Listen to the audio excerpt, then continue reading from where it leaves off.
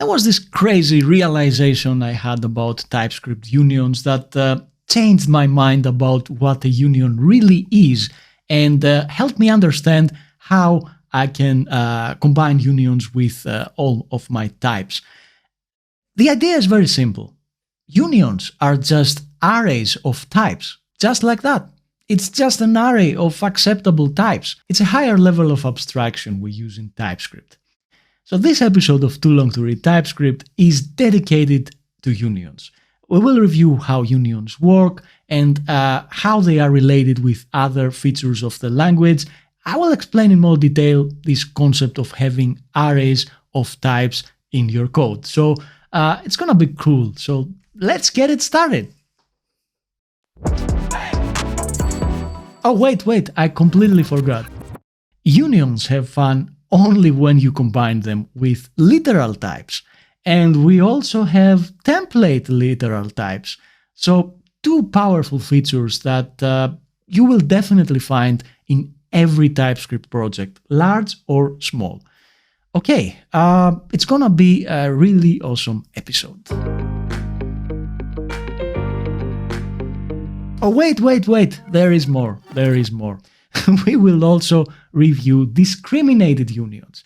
And I know it's such a strange name for a TypeScript feature, but trust me, it's really cool and I can't wait to tell you more about it. Okay, now we can show the intro. Hello? Hello? I guess I have to do it by myself now.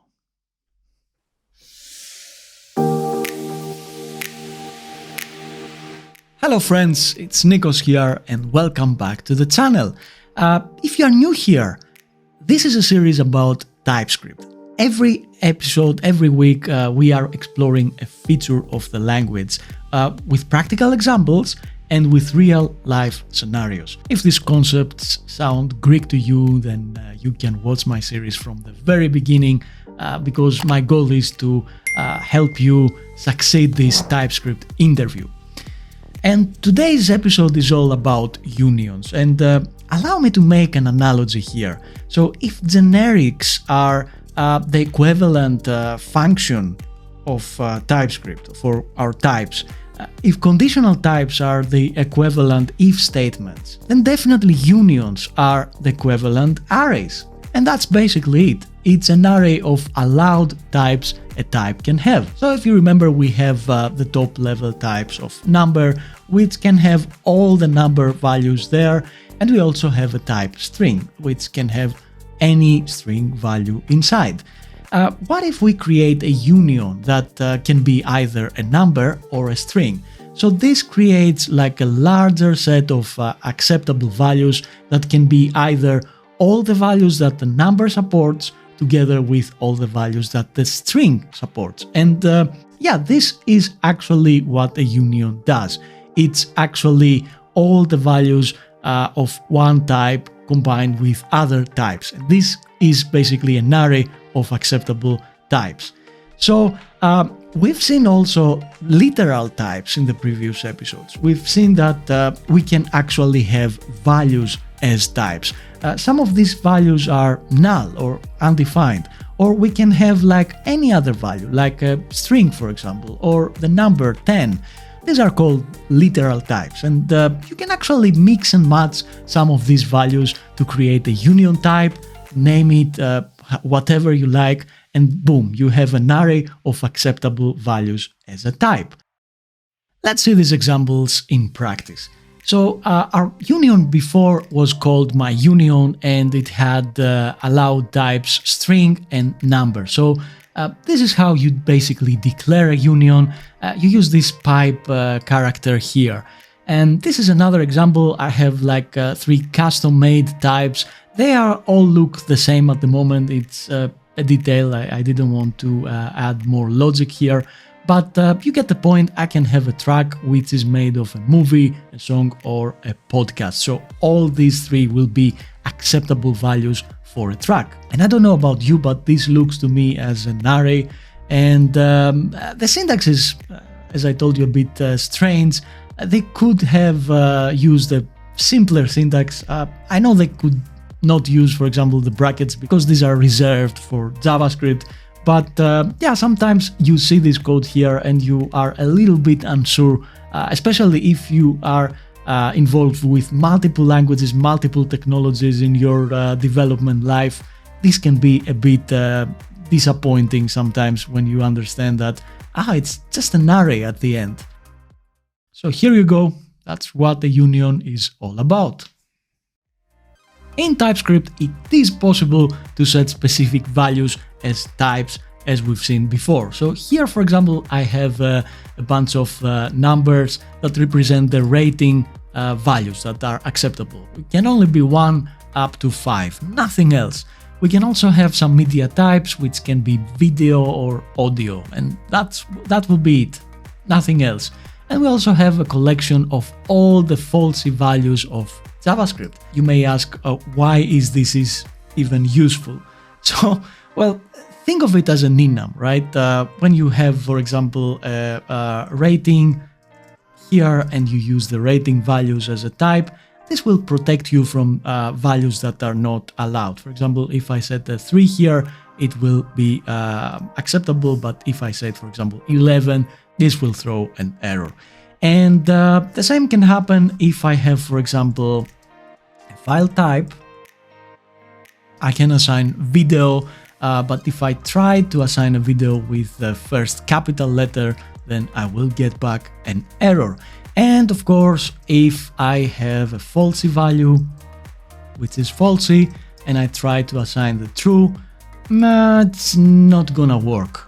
The acceptable values a union can have are the following. You can have, for example, string, number, boolean, null, undefined, and big int. And remember, these are all type aliases and not variables, so they will not be available at runtime. Now, TypeScript takes literal types to a whole new level with template literal types. Here's an example. So here in CSS, for example, we have the font size property, which have some specific values that we can assign here. So if we take this in JavaScript, in React, for example, we will probably have a variable font size, and here we can assign the 2em value. This can be pixels or it can be whatever you want, for example, 2%. So how can we protect this font size with a type? We can do that very easily by using a union and a template literal type. So let me create a type here, CSS value, and let me paste all the available measure units that we have in CSS. And I'm sure you are familiar with template literals of JavaScript. So here I'm using the backtick, the back quotes character to define the template literal, and we can have actually the actual number here. And here you go. This is a template literal type. And now if I assign the CSS value here, then our font size will be actually an acceptable value. If I have, for example, the 2 here, it will not be acceptable because if I forgot to put the measure unit here, then I will most probably have an error because the actual 2 is not assignable to this type that we have here. And of course, this will work with all the combinations of measure units that we define in our type alias. Now this will not work if we, for example, want to use the value auto, but we can add the auto string value as an acceptable value, and then this will work. And there are plenty of improvements we can do in this type alias, but I think it's good enough. And here is an example of how we can restrict even the values that this font size allows us. This becomes extremely useful when you're building a shared UI library. So you have the choice to enforce strict rules of which values are allowed for your properties, for your component properties. And yeah, this reduces the errors. For example, you can restrict people from using pixel as a value for some reason. But don't overdo it, because remember, JavaScript has become popular because of its simplicity and flexibility, not because it was a strict language. So now tell me how many times in the past you use a string value to differentiate a status of your objects. For example, if a message is delivered, or if something is still loading, or has it failed, or whatever. So here's another example. I have a song which has a type MP3. I have a video clip which has the type MP4. I have a cover art which is PNG, and I have a receipt which is a PDF. So all these types here have a common type property in which they specify their type.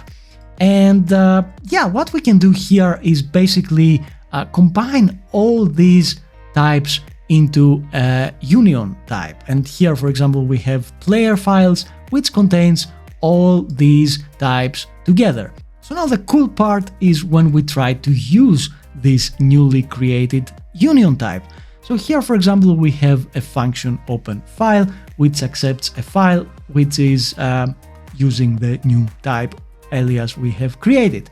So take a look at this. TypeScript evaluated the code here and immediately recognized the available values the file type property can have, because it combined all the unique values that all these types have.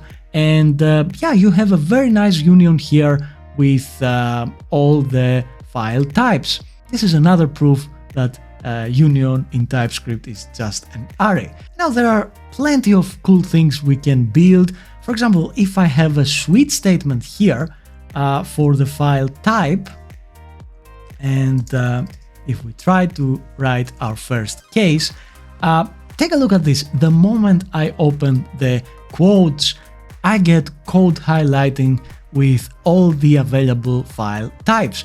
And if I try to specify a gibberish here file type that doesn't exist, then basically TypeScript will not allow me, because the compatible file types are the ones in the union. It's unbelievable how much functionality we get for free here. We didn't even have to specify a static list of values in an enum or in a union. TypeScript automatically generated these file types for us. And now if we make changes to our original types, they will be reflected here in everywhere that we use this union. And this, my friend, is called a discriminated union type. It's ideal when you have a large list of enum values, or if the enum values that you have are dynamically generated by the different, let's say, types you may have in your application. And one very nice example you can use the discriminated unions is in a Redux application, in your action creators. You can create your actions and ensure that you are not calling an action that doesn't exist. How cool is this feature? I am really obsessed with it. Unions are extremely simple and yet extremely powerful. Now, in my blog post about unions, you can find everything I presented to you in this video, including the coding examples. It's a nice way to review what we've learned. Let me know if you have any questions, and feel free to suggest any topics for my next videos. If you like this episode, then you will love the complete Too Long to Read TypeScript series. And I've made a playlist just for you, so it's easier to find all the episodes combined. Thank you very much for watching, have a creative day, and see you in the next one.